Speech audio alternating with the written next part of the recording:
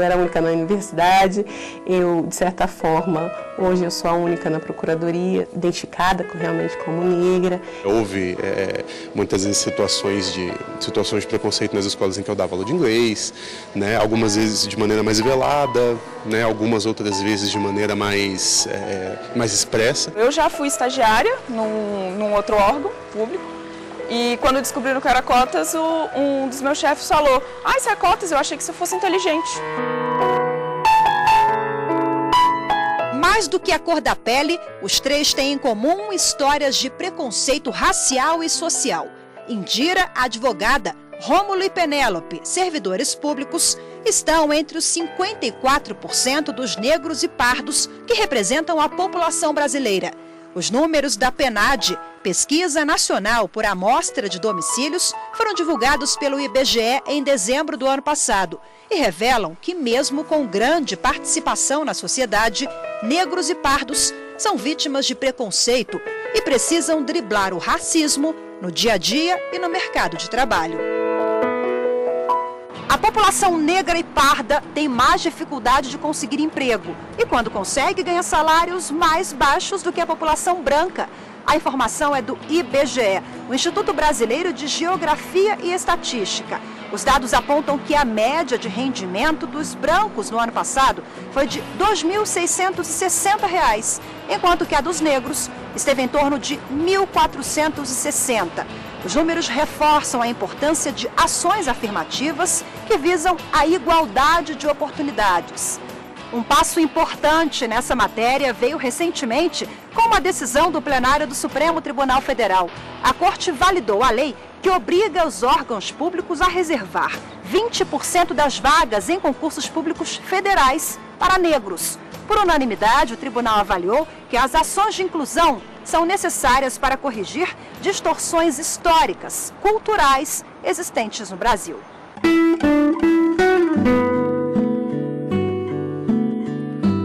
A Lei Áurea, que aboliu a escravidão no Brasil, foi assinada pela Princesa Isabel em 13 de maio de 1888. 129 anos depois, muita coisa mudou. As políticas de promoção da igualdade racial promoveram avanços, como inclusão em universidades, redução da pobreza, reforço de mecanismos de denúncia ao racismo. Os negros conquistaram espaços, mas ainda é preciso avançar mais, e muito. Especialistas alertam que o preconceito precisa romper a barreira cultural. Porque existe no Brasil, no imaginário da cultura brasileira, essa ideia de que os negros, as pessoas negras, são intelectualmente menos dotadas. Mas isso é uma visão contaminada pelo racismo, isto é uma visão preconceituosa e é uma visão colonial, que está aí até hoje. As pessoas desinformadas ou com pouca informação, elas imaginam que as pessoas negras geralmente são pessoas de baixa renda, né? E tratam as pessoas negras, de modo geral, como se todas as pessoas negras fossem pessoas de baixa renda. Então, eu acho que é preciso entender esse limite, isso é um limitador, né? Isso, na verdade, empobrece o nosso entendimento sobre o que é a sociedade brasileira. O Brasil é um país com grande diversidade étnica. A população é composta essencialmente por três principais grupos étnicos: o indígena, o branco e o negro. Mas o que os dados apontam é que essa diversidade cultural caminha lado a lado com a desigualdade, com a exclusão e com o preconceito em todas as áreas. Uma pesquisa divulgada pelo IPEA, Instituto de Pesquisa Econômica Aplicada, aponta que de cada 100 vítimas de homicídio no Brasil, 71 são negras. Se eles são as maiores vítimas de violência, também estão entre os que mais sofrem com o desemprego. Segundo dados do IBGE, no ano passado o desemprego atingiu 14,4% dos negros e 9,5% dos brancos. A procuradora federal e presidente da Comissão de Igualdade Racial da OAB-DF, Indira Quaresma, alerta para a ocupação de espaços no mercado de trabalho, quanto mais uma hierarquia social, menos você vai ver negros. Então, você vai ver poucos negros na universidade, apesar do sistema de cotas. Você vai ver poucos negros no serviço público e quanto mais alto cargo, menos ainda. Então, em todas as posições de prestígio da sociedade, você vai encontrar um déficit muito grande de negros. Em compensação, você vai encontrar uma maciça população negra nas camadas mais baixas da população, nas profissões mais, por assim dizer, subalternas, mais braçais. O coordenador do Núcleo de Estudos Afro-Brasileiros da Universidade de Brasília, Nelson Inocêncio, defende a política de cotas como um importante mecanismo de correção de desigualdades. É para suprir uma demanda da comunidade negra, da população negra, mas é também para ajudar a nossa sociedade a se tornar uma sociedade mais democrática. São as duas coisas. É óbvio, essa participação mais efetiva da população negra é muito bom porque isso significa uma possibilidade de acesso e de melhoria da qualidade de vida de parcela dessa população. Agora, também é muito bom porque ajuda a sociedade brasileira a entender o que é uma sociedade efetivamente democrática. O sistema de cotas raciais em universidades públicas foi declarado constitucional pelo plenário do Supremo em 2012. Em junho deste ano, mais um posicionamento do STF favorável às cotas. Desta vez, elas foram estendidas aos concursos públicos. 20% das vagas deverão ser reservadas aos negros.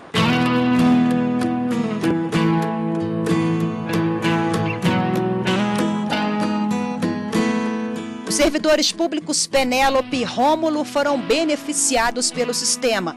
Tomaram posse recentemente como oficiais de chancelaria no Ministério das Relações Exteriores e passaram no concurso como cotistas. O Itamaraty foi o primeiro órgão público federal, em 2010, a adotar a reserva de vagas para negros. Eu fico muito feliz da forma como o MRE lida com isso, porque ele é bastante consciente da função de representação que ele tem no exterior. As pessoas que estão no exterior também precisam ver que há negros trabalhando no serviço exterior, porque é uma parte da cara do Brasil. A oficial de chancelaria de 30 anos nasceu em Salvador, mas Penélope cresceu em Brasília, numa família de classe média. A mãe dela é branca e o pai negro. Além de ingressar no Ministério das Relações Exteriores pelo sistema de cotas, ela também foi cotista na Universidade de Brasília e, desde cedo, entende muito bem o papel da reserva de vagas para quem precisa. Meus pais são servidores públicos, então, desde pequena, eu sou acostumada a concurso público aqui em Brasília.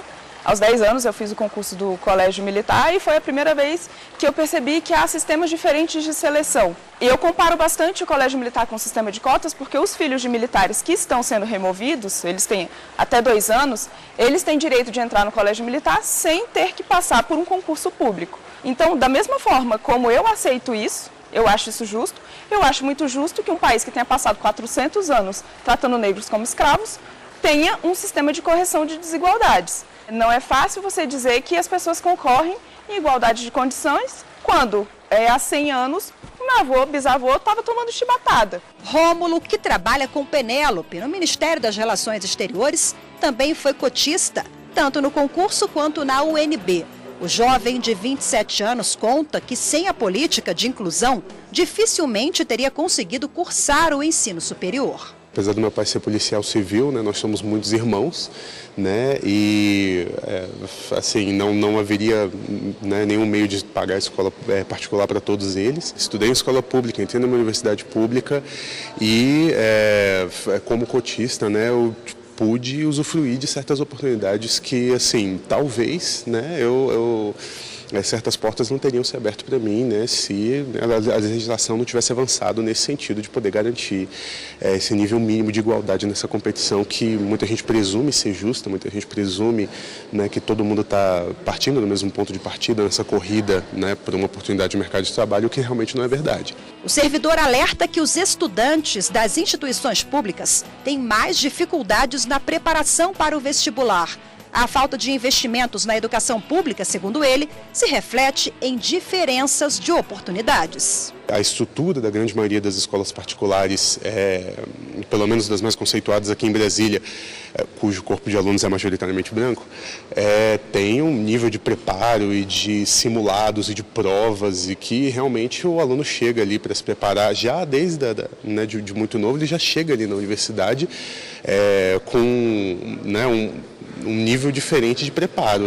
As cotas raciais em concursos públicos foram instituídas pela Lei Federal número 12.990 de 2014. Essa lei, validada em junho pelo Supremo, reserva 20% de vagas nos concursos públicos federais para negros. Antes do julgamento que pacificou a matéria, a norma era alvo de entendimentos variados no próprio judiciário. O tema até hoje provoca debates e reações contrárias. O advogado Max Kolbe, integrante da Comissão de Fiscalização de Concursos da OAB-DF, acredita que a proposta de reserva de vagas para negros prejudica a isonomia do certame. O cotista, bem da verdade, ele provavelmente já fez jus a uma ação afirmativa na universidade pública. Ele já foi cotista no ensino público superior. Então, quando ele vai para o mercado de trabalho, não há que se falar em uma nova ação afirmativa, porque aquela suposta desigualdade material pretérita que ele tinha, supostamente em face dos demais candidatos, já foi suprimida. Então, outorgar a ele uma nova ação afirmativa, um novo benefício, geraria aí com aqueles que não têm uma desigualdade material. Ou seja, é uma ação afirmativa gerando uma dupla desigualdade material, na minha visão. Especialista em concursos, Max ainda critica o critério para o ingresso no sistema de cotas. Ele só vai passar nas cotas se ele fizer um bom preparatório para concurso público. Ou seja, se ele fez um bom preparatório para concurso público, ele não precisaria de cotas, porque ele está apto a concorrer em igualdade de condição com qualquer outro candidato. Então, na minha visão, isso é uma falácia. Daqui a pouco você vai ver como foi o julgamento em que o Supremo decidiu validar a lei que reserva aos negros 20% das vagas dos concursos públicos federais. Temos um encontro no plenário do STF. Até já! O programa de hoje é sobre as cotas raciais. O plenário do Supremo Tribunal Federal reconheceu a validade de uma lei de 2014 que garante a reserva de 20% das vagas para pessoas negras em concursos públicos federais. A decisão foi por unanimidade. Antes desse julgamento, a interpretação da lei não era uniforme e a norma vinha sendo questionada na Justiça. Algumas liminares chegaram a interromper o processo de seleção por cotas raciais. A ação declaratória de constitucionalidade foi proposta pelo Conselho Federal da Ordem dos Advogados do Brasil. O objetivo foi garantir o cumprimento da Lei Federal número 12.990 de 2014, a chamada Lei de Cotas. Temos ainda no Brasil um apartheid racial que é preciso superar com políticas afirmativas. A discriminação reversa é constitucional porque ela supera um estado inconstitucional de uma mera igualdade formal. Faz necessário que esta igualdade se afirme no cotidiano da vida das pessoas, trazendo-a para uma igualdade material. O relator do caso, o ministro Roberto Barroso, votou pela constitucionalidade da norma e considerou, entre outros fundamentos, que a aplicação da lei de cotas é motivada por um dever de reparação histórica decorrente da escravidão e do racismo no Brasil.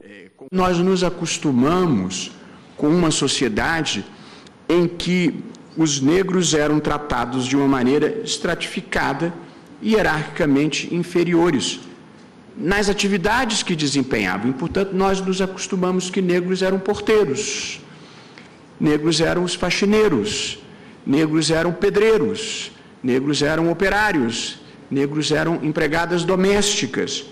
E, portanto, alguns chegavam a jogador de futebol. É impossível alguém imaginar que é possível sair de um estado de coisas estruturalmente desfavorável como esse, sem algum tipo de ajuda institucional. Além do combate ao preconceito, o relator ainda rebateu os argumentos contrários à validade da lei de cotas e afirmou que a norma não representa nenhuma violação ao princípio constitucional da igualdade. A alegação dos que têm se oposto à reserva de vagas em concursos públicos é de que a situação é diferente, que concurso público e ingresso no serviço público é diferente de ingresso na universidade. Um segundo argumento é o de que os valores tutelados pelo concurso público são diferentes dos valores que são tutelados para o ingresso na universidade.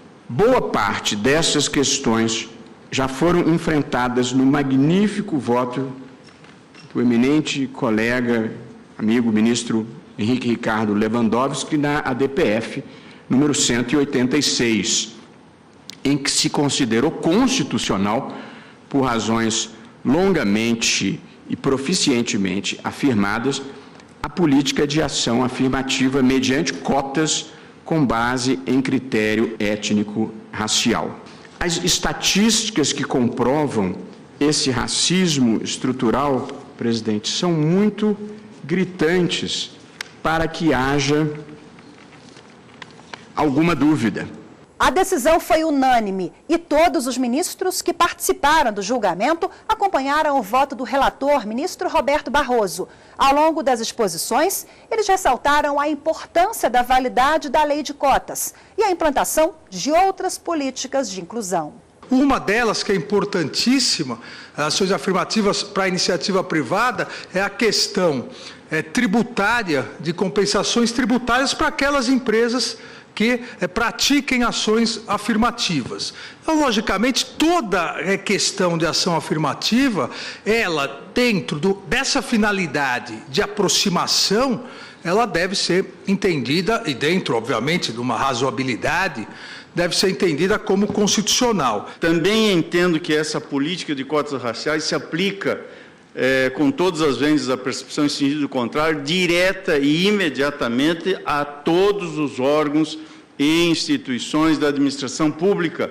E isto porque, nos termos da Constituição, direitos e garantias individuais não têm esta mediação necessária, e aonde há diferença, a diferença que se excepciona precisa ter assento constitucional para distinguir aquilo que o próprio legislador constitucional tenha distinguido. Por todo lado, abundam dados que evidenciam um enorme abismo que separa as etnias formadoras da sociedade brasileira.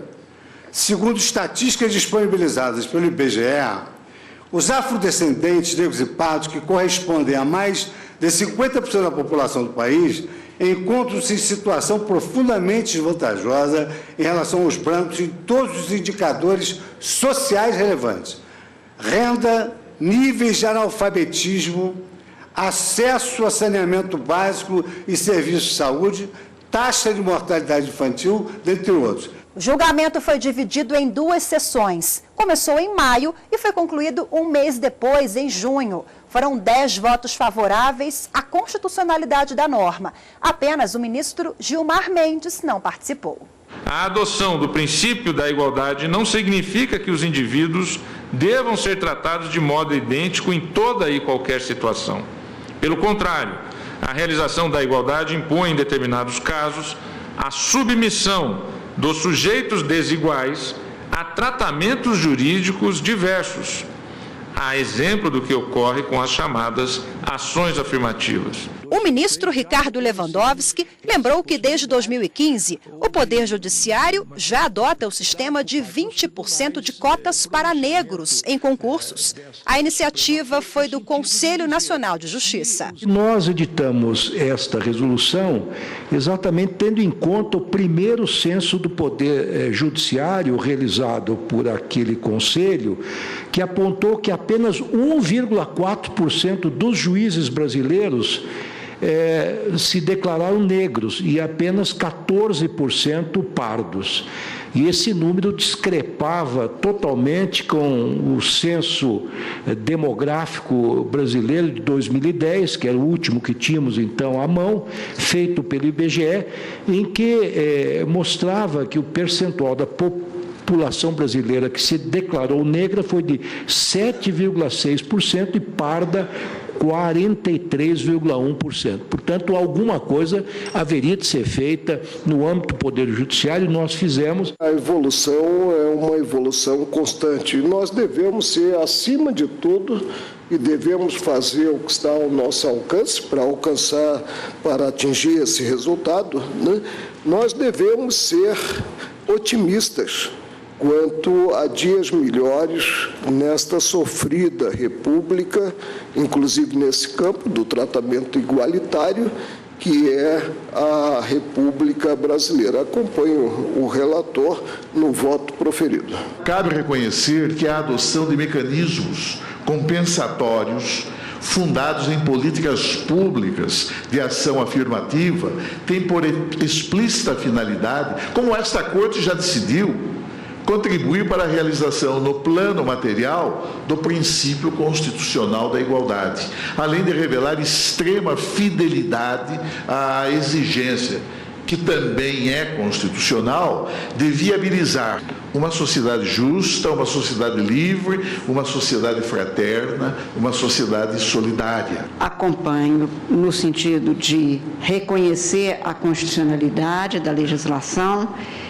e rapidamente apenas diria que, menina ainda, eu li algo que me marcou e que até hoje eu repito muito, que é um poema que começa por dizer que desgraça é descobrir bem cedo que a igualdade tem a espessura da pele.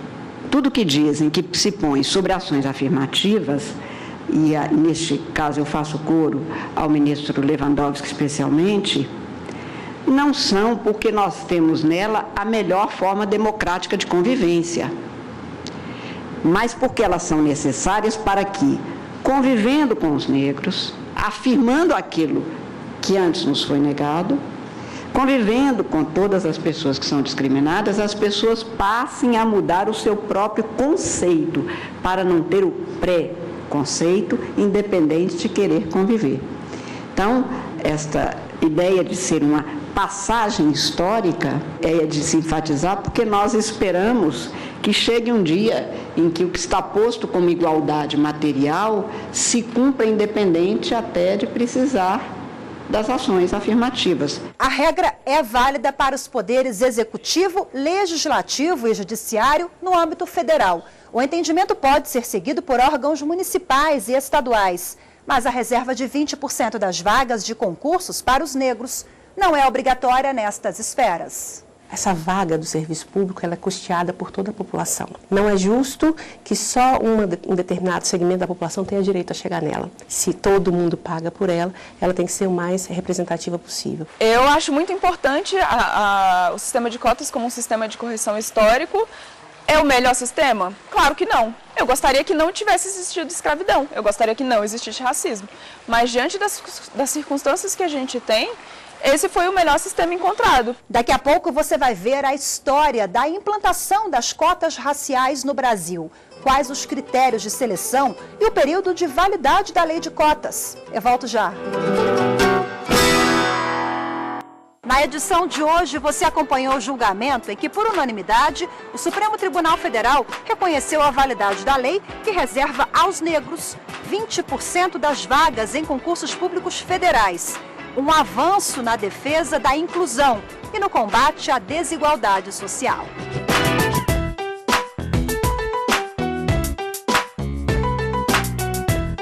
A política de cotas no Brasil começou a ser discutida ainda nos anos 90, mas foi em 2003, por conta de uma lei fluminense, que a Universidade Estadual do Rio de Janeiro, a UERJ, foi a pioneira em conceder uma cota em cursos de graduação por meio do processo seletivo para estudantes de escolas públicas. Depois da UERJ, a Universidade de Brasília, a UNB, foi a primeira instituição que destinou vagas para negros no vestibular de 2004.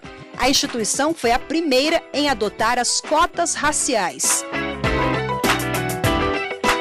Para concorrer à vaga por meio das cotas raciais em concursos públicos, o requisito, de acordo com a lei federal, é a autodeclaração. Em caso de informações falsas, o candidato poderá ser eliminado do concurso ou, se a fraude for descoberta após a posse, demitido do serviço público. No concurso do Ministério das Relações Exteriores para diplomata, no ano passado, 47 candidatos foram eliminados por fraude. Eram brancos que, na autodeclaração, se passaram por negros para ter acesso às vagas destinadas para as cotas. Penélope, a oficial de chancelaria do MRE, conta que, para a função dela no Itamaraty, mais de 20 candidatos também foram desclassificados no ano passado. Eram 45 no curso de formação, 45 cotistas. concorrendo às 12 vagas, né? Mas desses 45 que entraram para o curso de formação, 22 pessoas não foram aceitas como pessoa preta parda, segundo o sistema de cotas. E aí é importante que todo concurso tenha uma comissão de verificação, porque no Brasil é assim, as pessoas não gostam de ser declaradas negras, porque isso gera muitas desvantagens. Mas quando pode interessar, às vezes, busca essa sua raiz africana, que na maioria das vezes todos nós temos, para tentar algum benefício. Então, é importante a gente ter a consciência de que essas vagas eram destinadas a um público específico, aquele público que sofre por causa da cor que carrega no corpo. Então, assim, é para esse público. Não é aquela pessoa que eventualmente se diz, depende, se eu tomar sol eu fico mais negra. Não, não é assim. É a pessoa que sofre com racismo em todos os dias, em todos os momentos da sua vida. Isso não se trata de um tribunal racial, isso se trata de uma coerência e o objetivo principal da banca é evitar a fraude, é evitar o dano, é evitar o logro. Se você não conseguir fazer isso, você está perdendo, quer dizer, a política está sendo esvaziada e ela está perdendo seu sentido. É como eu disse, você não basta ter a política, você tem que ter mecanismos de acompanhamento para ver se essa política está logrando êxito.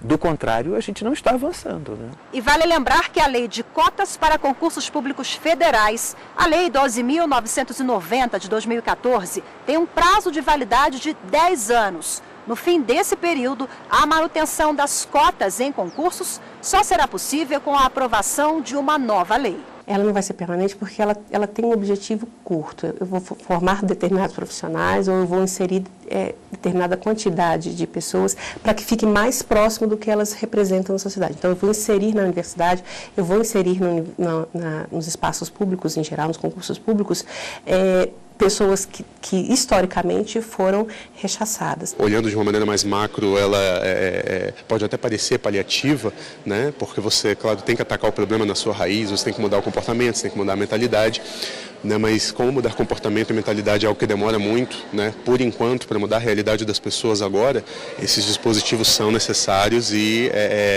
isso é necessário que a gente tenha isso legalmente, né, expresso. A gente está em um novo estágio de cotas, né? A gente já teve as cotas na universidade pública, já conseguiu a lei, a declaração de constitucionalidade da lei para o executivo, o judiciário está expandindo, o judiciário, por iniciativa própria dele, expandiu as cotas também para o judiciário, mas a gente precisa de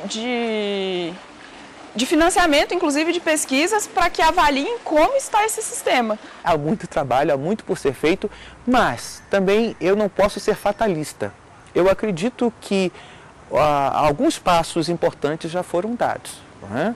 Como as cotas elas têm um período de vigência, né? Toda a proposta tem um período de aplicação, nós temos que aproveitar enquanto essas políticas estão em curso e não perder o ganho que ela representa. Mas o que causa estranheza é você ter passado tanto tempo pós-abolição e você não ter uma classe média negra que seja representada e que se faça representar, e que tenha poder de decisão, de influência na sociedade. Isso realmente a gente ainda precisa evoluir muito. Mas nós estamos caminhando para romper isso daí. E não é uma coisa que aconteça do dia para a noite, é todo um processo de mudança de cultura. E mudança de cultura em qualquer lugar é muito difícil. Grandes julgamentos do STF fica por aqui. Para rever esta edição, é só acessar tvjustiça.jus.br. Obrigada pela companhia e até o próximo programa. Tchau!